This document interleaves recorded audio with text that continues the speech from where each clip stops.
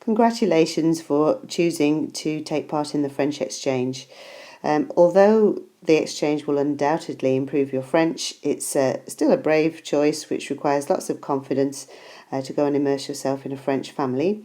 And this presentation is designed to prepare you for that, to give you the phrases, the language you need, the coping skills, and a few insights into what to expect, and to make it a positive experience for both you and your correspondent.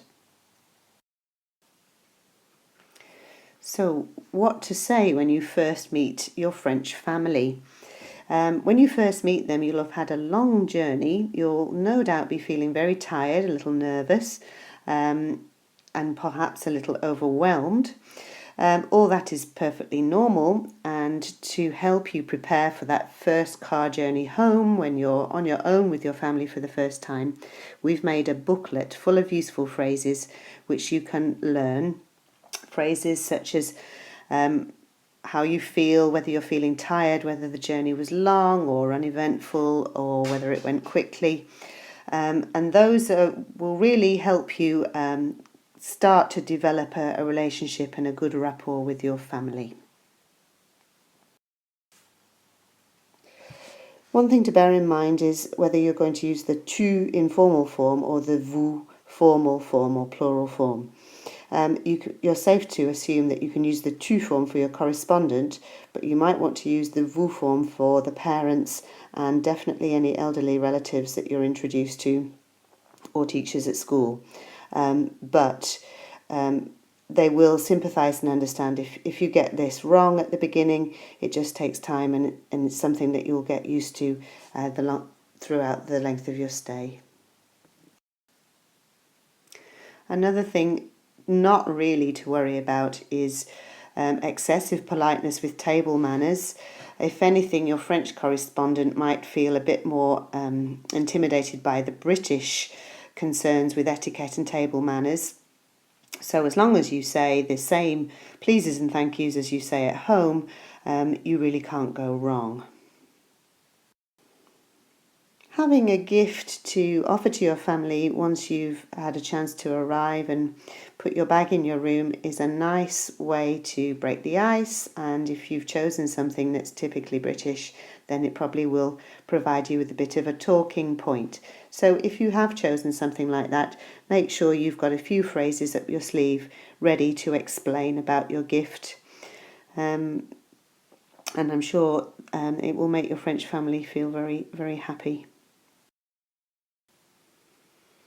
Meal times are one of the trickier, probably more daunting aspects of staying in your host family, although like everything, it gets easier as it goes along, and you learn how that French family eats and how they lay the table and the timings of their meals and so on, all of which are a bit different from the British way, especially as they might have their evening meal much later in the evening than you do. Always make clear what foods you really don't like to eat, and please make that clear before your host family has prepared a meal for you, and do try your best to eat everything, and certainly to try everything.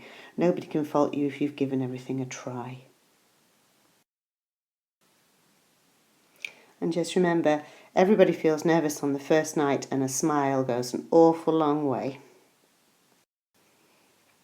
And don't be surprised if on your first night you go to bed feeling a little like this.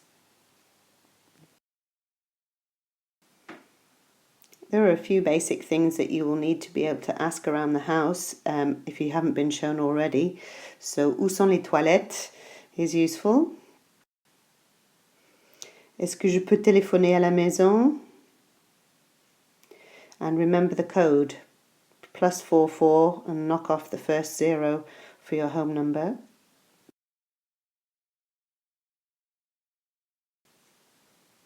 You might particularly want to know what time you need to get up in the morning, so on se lève à quelle heure is a good one.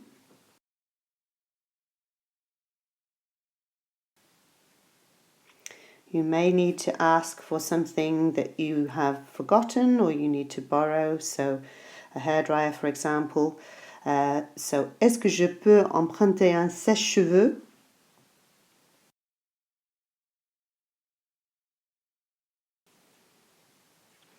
Now, it may be that you and your French correspondent hit it off straight away, or it may be that you actually don't have an awful lot in common.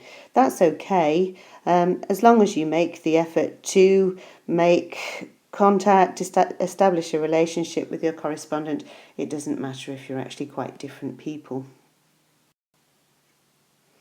In the daytime, you may be doing quite different things from your pen friend, so asking him or her about her day, whether she's had a good day and what did she do, is a good topic of conversation to open with.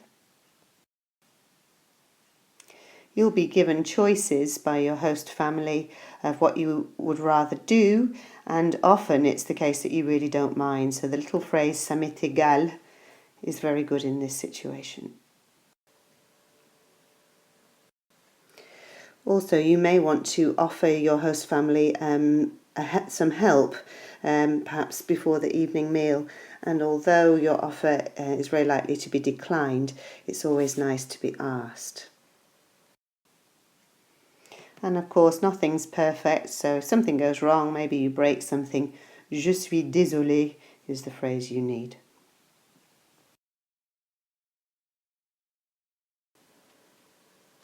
In your free time or at the weekend, you'll be wanting to do things with your correspondent, and you may well end up doing things in groups with other people who've got pen friends as well. But little activities together, like cooking or any kind of task, are great fun for taking the pressure off the conversation but still doing nice things together. So with a little forethought, you should have everything you need now to make for a really great French exchange, which you never know may end up in a very long-lasting friendship. It has happened before. You should certainly bear in mind that before long your correspondent will be coming back to visit you too, so you might want to talk about ideas for that visit and what she might like to do. And at the end of the day, if you just be yourself, everybody else will enjoy hosting you, and you ought to have an extremely good time. Good luck.